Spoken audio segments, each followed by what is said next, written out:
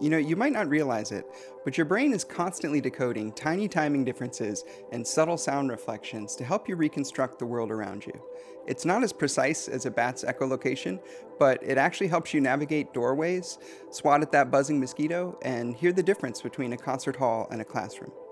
I'm John from Oddment, and in today's video, I want to cover what we know about spatial hearing, how that's shaped modern 3D audio, and how it guides the signal processing we do here at Oddment. I'm going to do a bunch of demos with headphones, so if you have a pair nearby, go ahead and grab them.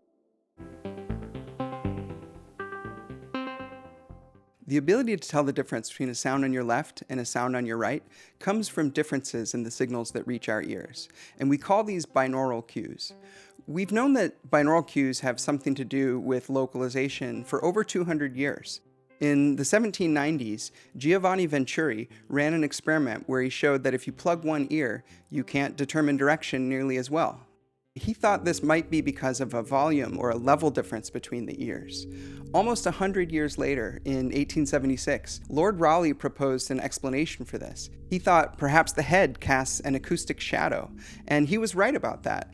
And today we refer to those as interaural level differences. But even in that time, Lord Rayleigh and others knew that may not be the whole explanation. You see, given the size of the head, it only casts a shadow on the high frequencies, and Lord Rayleigh noticed that he could still localize low-frequency sound. Around the same time, Sylvanus Thompson invented something called the pseudophone, and this allowed him to deliver sound to the ears independently via tubes.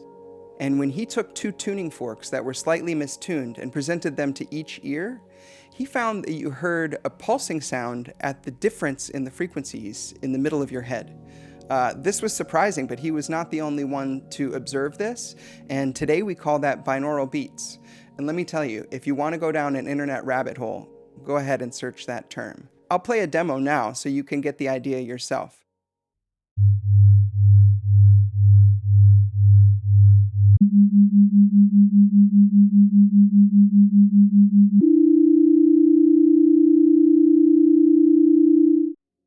Almost 30 years later, in 1907, Lord Rayleigh gave a lecture where he cited his own and Thompson's work and acknowledged that the brain may also be sensitive to interaural time differences, or ITDs. It's this lecture that is now widely associated with what we call the Duplex Theory of sound localization. And that states that we use ITDs at the low frequencies and ILDs at the high frequencies. But it actually wasn't really until the 1930s when Stevens and Newman ran thorough experiments to demonstrate this was the case, and the cutoff frequency is right around 1500 hertz. It wasn't until 1948 when Lloyd Jeffress proposed a neural mechanism to explain how the brain could be sensitive to timing differences. He hypothesized there could be a network of delay units in the brain that are creating something called coincidence detectors, and the patterns of how these fire would then give us our sensitivity to time delay and help us determine a direction. And research decades later in neurophysiology proved that these kinds of mechanisms do exist in the brains of mammals. To get a sense of the practical implications of these discoveries, I want to recreate what I remember as my first assignment as a young music technology student. We compared amplitude-based panning, like you'd get in a mixing console or a DAW, with delay-based panning that introduces timing differences. Let's try it now and see what you think.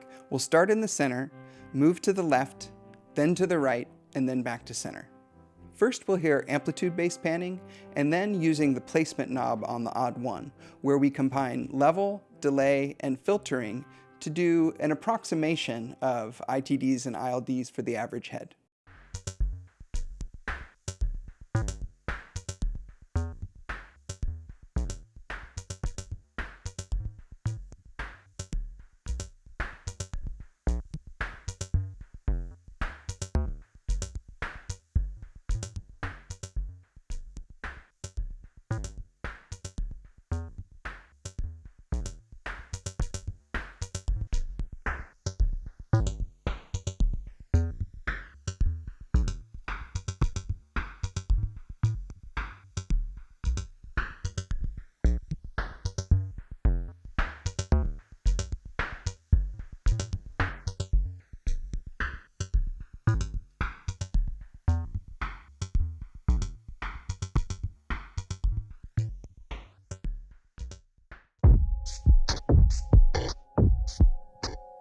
So binaural cues aren't enough for three-dimensional perception, and this was known all the way back in Lord Raleigh's day.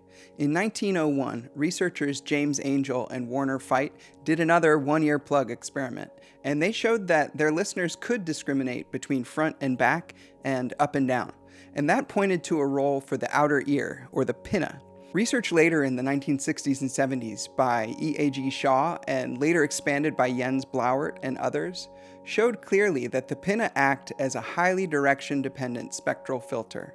As sound reflects off its ridges and cavities, it creates distinctive peaks and notches in the frequency spectrum that vary as a function of elevation and with front and back. These cues are monaural, which means they exist at each ear independently. And they're highly individual because everyone's pinna are shaped differently. And that's why some of the latest advances in personalization are making 3D audio more convincing than ever before. But that said, even rough approximations, like boosting or cutting between about 4 and 10 kilohertz, can give strong impressions of front and back. I'm going to take placement, and I'm going to connect LFO1 to that placement. And I had already turned down the depth of LFO1. As I turn that back up, we're going to go to the left and the right automatically.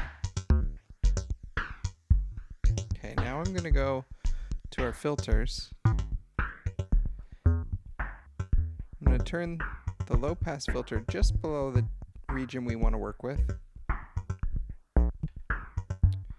Now I'm going to take this second filter. It's set up as a bandpass, and it's right at around 5 kilohertz. And I'm going to modulate the gain with LFO2. Again, I've already set that depth to 0. And I've already set up LFO1 and LFO2 to be at the same rate, and for LFO2 to be at just the right phase compared to LFO1. Now let me turn up this depth, and we should start to hear the sound move around the head, so it should have a little more of a front-back effect.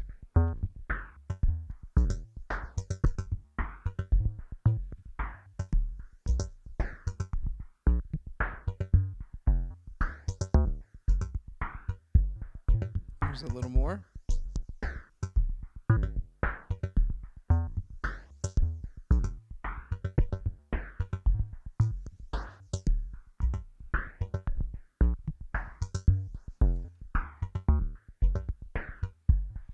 One of the things I've noticed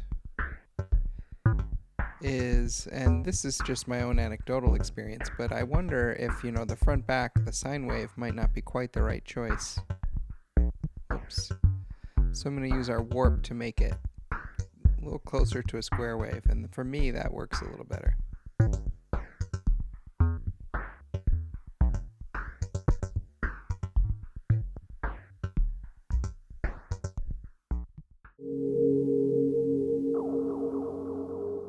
Of course, direction is only part of 3D perception.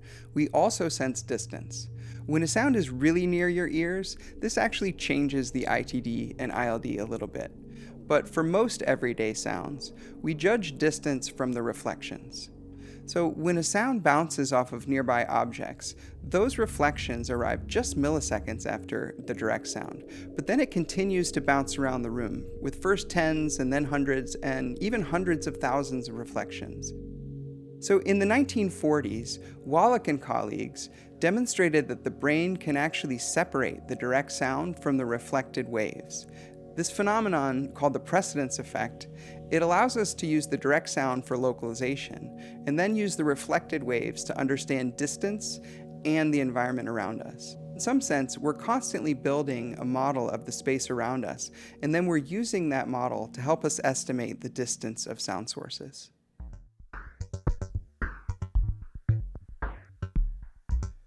Okay, now let's send this to a little reverb. So now we're getting a lot of reflections. The main point here is that you do still hear some of the circling effect. So the reflections are not destroying your brain's perception of the direction of the sound.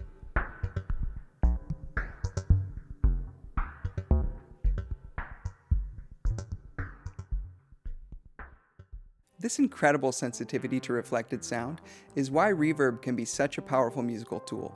It doesn't just add space, it conveys intimacy, scale, and character of the room.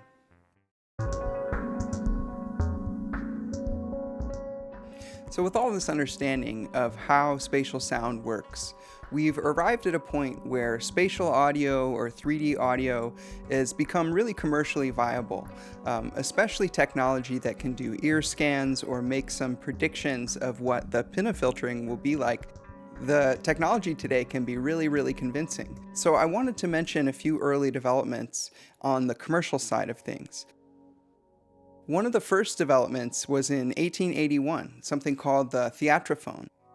And in the 1930s, Harvey Fletcher, who we recently talked about in another video, created something he called Oscar. He put microphones in the ears of a mannequin, and they actually took this to the World's Fair, and you could listen as if you were in the position of the mannequin, which was a really interesting early effort at binaural or 3D sound. There was some parallel work going on in the Netherlands around the same time, but a lot of that culminated into a couple of commercially released microphones. They were both released in 1972. One was the Neumann KU series, and this was actually the first binaural microphone I ever ran into.